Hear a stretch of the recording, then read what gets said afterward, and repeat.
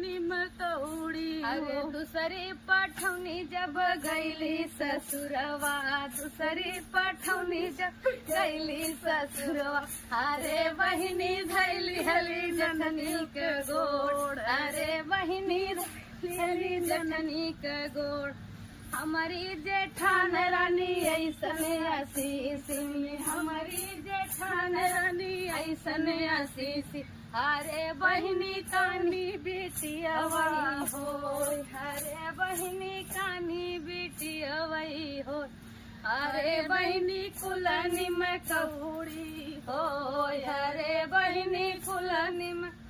अरे तीसरी पठौनी जब गईली गमनवा, तीसरी पठौनी जब गईली ससुरवा, अरे बहिनी धैली हली ननदी के गोड़, अरे बहिनी धैली हली ननदी।